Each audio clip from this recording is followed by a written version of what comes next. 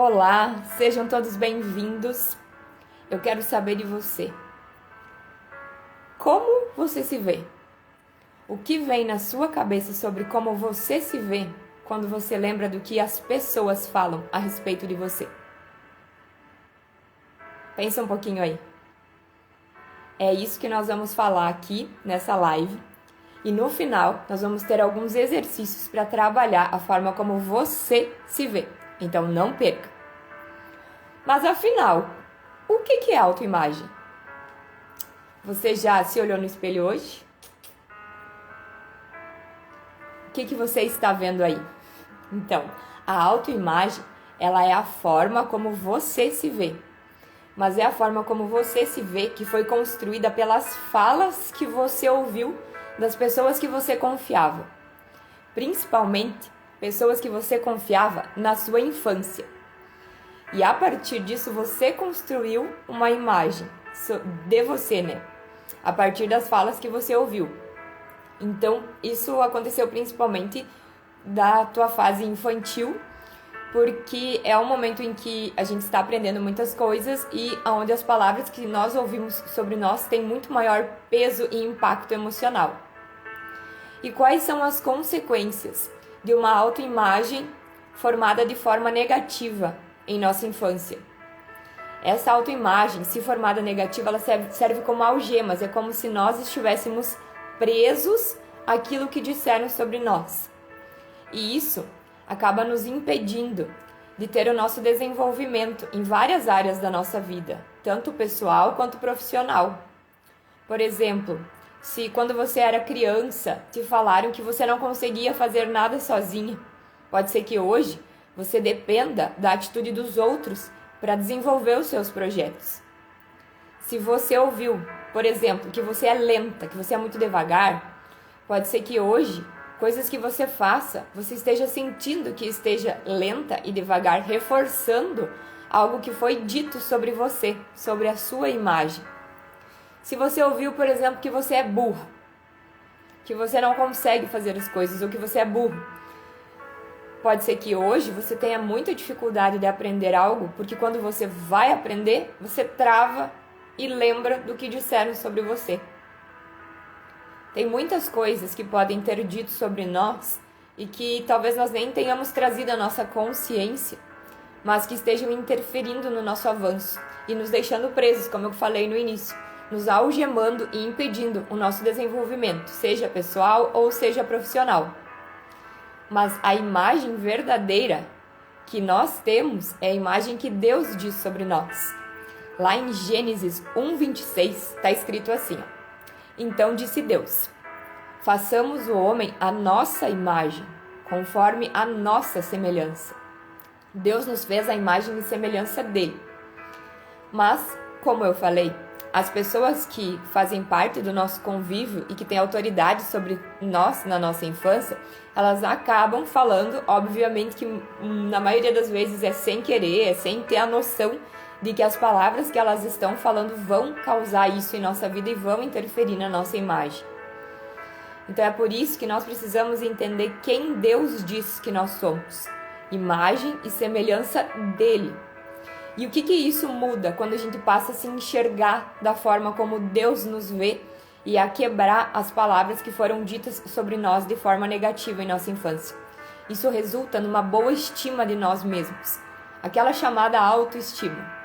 Também nos traz autoconfiança, nos faz vermos que somos capazes sim de fazer as coisas, que nós não somos burros, que nós não somos lentos, ou seja lá o que tenham dito a você. E também nos traz autenticidade. Nós passamos a ser aquilo que nós somos em Deus. Afinal, a nossa imagem e semelhança com Deus não é o todo de Deus. Nós somos um pedacinho daquilo que Deus é. E isso que traz a diversidade e que faz com que cada ser humano criado por Ele seja um pedacinho que no final traz cada faceta de Deus. Agora, quando crianças, nós não tínhamos poder ou ideia de que poderíamos transformar aquilo que diziam sobre nós. Só que agora, adultos, nós podemos mudar isso. Nós podemos nos ver como Deus nos vê e passar a fazer as coisas que nós tanto sonhamos e que talvez essas palavras ditas na infância tenham nos impedido.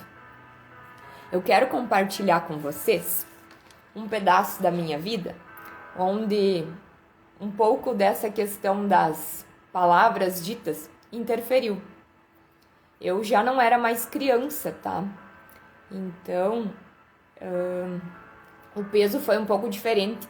Mas eu lembro de quando eu era criança, a minha mãe, ela não na consciência do que estava falando, mas ela falava coisas como, por exemplo, que eu era devagar, que eu não conseguia sozinha e que me fizeram sentir inferior também do que outras pessoas, porque como ela trabalhava como empregada doméstica, ela se via inferior e ela transmitiu isso para mim, como se eu e ela fôssemos menos do que a patroa dela, como se eu e ela fôssemos menos do que as outras pessoas que tinham mais poder aquisitivo.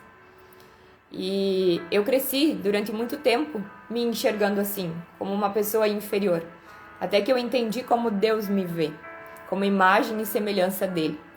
Então eu vou compartilhar aqui com vocês um texto que eu escrevi para um e-book coletivo, que chama Juntos Somos Mais Fortes, esse do tema milagres, que aqui no caso não é bem um milagre sobrenatural, mas eu quero compartilhar com vocês, tá? O título do meu texto é Como uma caveira em frente ao espelho se enxerga gorda? Lembra que a autoimagem é a maneira como a gente se vê, mas reflete as palavras que disseram sobre nós? Então, esse título talvez não tenha muito a ver com milagre, você pode estar pensando aí, né? Então, o milagre ele é algo inexplicável, como a gente sabe, pelas leis da natureza que regem o mundo. É algo sobrenatural. A vida por si só já é um milagre. E Gênesis 2:7 nos diz que Deus soprou nas narinas do homem o fôlego de vida. Mas muitas vezes as pessoas querem tirar esse fôlego para acabar com suas vidas. Infelizmente isso tem acontecido e há muitos anos acontece e vai continuar acontecendo. Mas então, você já tentou de alguma forma por sua vontade tirar esse fôlego? Eu já. De forma indireta. No começo, como eu falava para vocês das palavras, foi uma amiga e colega de escola que me falou algumas palavras que eu não me lembro bem. Mas ela disse algo como, você está mais gordinha, você está muito gordinha, no sentido de que eu estava acima do peso. E eu nessa época pesava cerca de 55 quilos.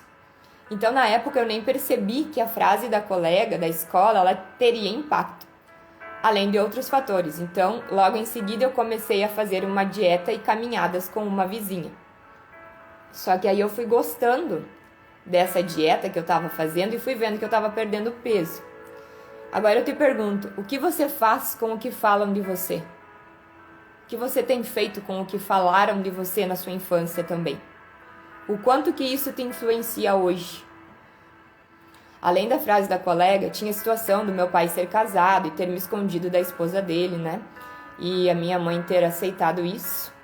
E eu também tinha me apaixonado por um rapazinho da escola, que daí começou a namorar com outra menina. Eu tinha problemas de intestino desde criança também, que me deixava com a barriga um pouquinho mais inchada. E aí, alguns meses depois que eu comecei a dieta e as caminhadas, eu tinha perdido cerca de 5 quilos. E cada vez que eu caminhava, eu buscava me pesar. Comecei a gostar e perceber que estava emagrecendo e a buscar cada vez mais por isso. Então, eu passei a comer mais frutas e menos comida, menor quantidade de derivados de farinha e ingerir mais fibras e água. E com o tempo, eu fui tirando por completo alguns alimentos e produtos alimentícios da minha dieta, mas nunca passei nenhum dia sem me alimentar. Mas chegou um ponto das refeições serem bem poucas, né, durante o dia, como só frutas, caldo de feijão, e na janta eu lembro que eu comia um tomate. Vamos lá. Deixa eu ver aqui que eu me perdi. Aqui eu também ficava contando calorias antes de comer algo. Gente, isso era muito louco. Eu ia no mercado e ficava olhando as calorias dos produtos, ficava procurando na internet quanto que tinha de caloria cada alimento, e daí eu procurava o quanto de exercício eu precisava fazer para queimar aquela quantidade de calorias. Uma doideira mesmo, mas eu fazia isso. E então eu ficava contando as calorias, como eu falei, e comecei a fazer isso de forma mais obsessiva. Aí já estava tudo complicando e no pico eu tive uma briga com a minha mãe e ela e a minha vizinha me levaram para o hospital filantrópico da cidade onde eu moro. Lá fizeram alguns exames, me colocaram um soro, que eu ainda questionei, né? Porque devido a ter glicose no soro, eu não queria engordar com a glicose, olha só o nível, né? Aí então eu fui diagnosticada com anorexia e com depressão. Os meus pés eles já estavam inchados, os meus exames também já tinham resultados descompensados de sódio e potássio e eu tinha falta de energia até para caminhar. Eu lembro que um dia vindo da escola eu já estava sem fôlego para subir uma subida que tinha na rua para chegar até a minha casa. A minha mãe recebeu a orientação de me levar então em nutricionista, psicóloga e psiquiatra. Eu cheguei a pesar 38 quilos no auge da anorexia. Isso mesmo, 38 quilos. Até aqui nos 38 quilos eu quero dar uma pausa e mostrar pra vocês. Não sei se vai dar pra ver bem, mas... olha só. 38 quilos. Eu parecia aqueles refugiados da guerra. Muito, muito, muito magra. Tava os ossinhos aparecendo aqui em cima, gente, olha. Horrível. E eu me achava gorda. Que era o que eu ia dizer aqui agora. Mesmo tendo 38 quilos, eu estava praticamente como uma caveira, né? Que podia ser vista em frente ao espelho. Os ossos eram bem visíveis, como eu mostrei pra vocês. Mas o espelho, ou seja, a minha mente, ela mostrava pra mim uma moça gorda. Ela não me mostrava aquela moça magra que vocês viram ali. Eu tinha uns 16 anos. E eu via gordura na minha barriga, ainda que eu tava com 38 quilos, gente, eu enxergava gordura na minha barriga. E era uma imagem corporal distorcida da realidade. E eu tinha ainda medo de engordar. Eu também fui diagnosticada então com depressão. E agora eu queria que vocês pensassem aí. Espelho, espelho meu. Quem eu vejo reflete quem eu sou? O que a sua mente tem dito sobre você? Para mim, na época da anorexia, não foi fácil. Depois que eu comecei o tratamento, eu precisava comer. E meu estômago ele tinha reduzido de tamanho, tinha reduzido a elasticidade. Então, cada vez que eu comia um pouquinho mais, já parecia que tava uma bola na minha barriga. Parecia que eu ia explodir. Então, aos poucos, eu fui recolocando alimentos na dieta. Fiz tratamento para depressão também. E fui aumentando progressivamente o peso. Durante muito tempo ainda, olhava as calorias dos produtos, como eu tinha comentado com vocês. E ficava lá procurando para cuidar, né? Para ver se a caloria ia ser muito alta, daí eu já evitava. Ainda fiz isso durante muito tempo. Eu via também essa imagem distorcida ainda, por muito tempo. Mas isso foi aos poucos sendo trabalhado, indo na psicóloga e sendo feito o tratamento. Então, era muito estranho ver no começo a minha barriga aumentando de tamanho e o restante do corpo ir ganhando peso novamente. Mas eu tinha compreendido, né? E mesmo que forçando as refeições, eu estava comendo e melhorando. A minha mãe me ajudou bastante também no processo, já que meu pai não vivia conosco, né? Então ela foi bem importante nesse processo. E Deus me permitiu que a anorexia não me levasse à morte. Me possibilitou, mais uma vez, né, que eu pudesse ter o milagre do fôlego de vida, como eu comentei ali no início da leitura. Ainda que eu não entendesse naquela época o infinito amor de Deus por mim, eu superei a doença.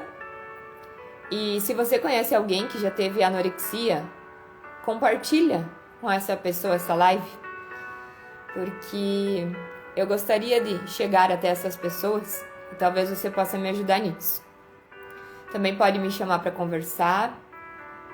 E como a gente sabe que Deus nos deu um presente, que é a vida, naquela época eu praticamente quis tirar esse presente de uma maneira indireta.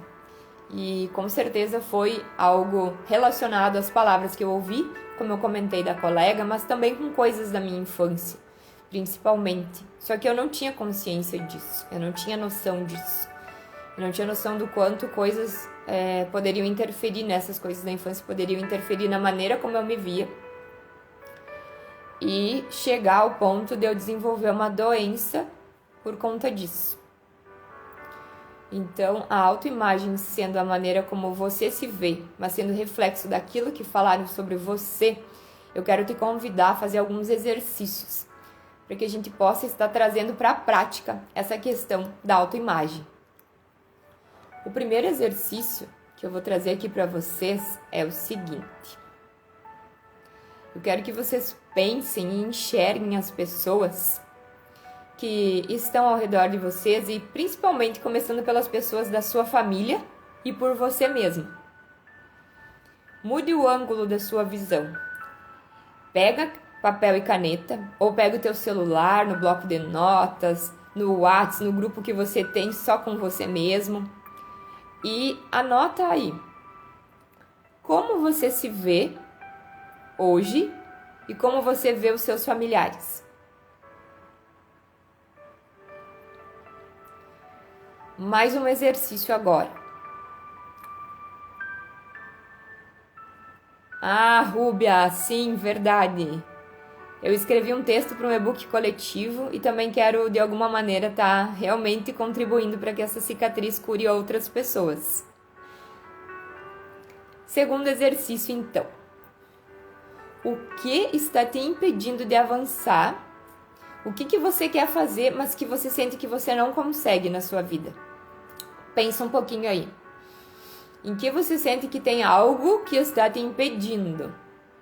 E agora eu te convido a fechar os teus olhos. Fecha aí por uns segundinhos os teus olhos e pensa, bem assim, o que está me atrapalhando de avançar?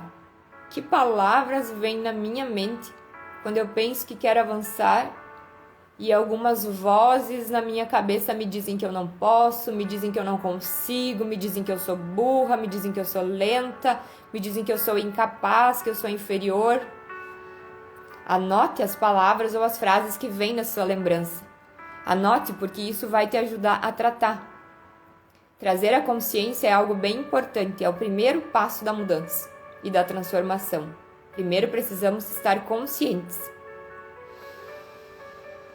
Lembra de algo que disseram sobre você. O que foi isso que disseram sobre você? Anota aí, para que você possa depois estar trabalhando em cima disso e trocando o significado disso. E o terceiro exercício, então, eu quero te pedir que hoje ainda, ao finalzinho dessa live, você vá em frente a um espelho e diga em voz alta quem você é. Vá em frente ao espelho e diga assim: eu sou imagem e semelhança de Deus. Eu sou amada 24 horas por dia. E carregue essa verdade com você durante todos os dias da tua vida. Só hoje. Todos os dias é só hoje. Só hoje, lembre-se que você é a imagem e semelhança de Deus. Só hoje, lembre-se que você é amada 24 horas por dia. Dê valor a si. E perdoe as pessoas que disseram palavras que foram negativas para você na sua infância. Não carregue mais isso com você. Lembre-se que a imagem que você vê é reflexo daquilo que falaram sobre você. Então lembre-se do que Deus falou sobre você. E carregue essa verdade em seu coração. Eu quero te pedir também que, se essa live fez algum sentido para você, me marca, faz um print aí, me marca, compartilha também para as pessoas que você pensa que fazem sentido, especialmente se você conhece alguém que sofre de algum distúrbio como a anorexia, que foi o que eu compartilhei com vocês aqui, que eu vivi. Passe isso para alguém, não deixe essa mensagem ficar parada aqui. Tenha um bom dia e lembre-se, você é amada. Você é a imagem e semelhança de Deus. Até mais.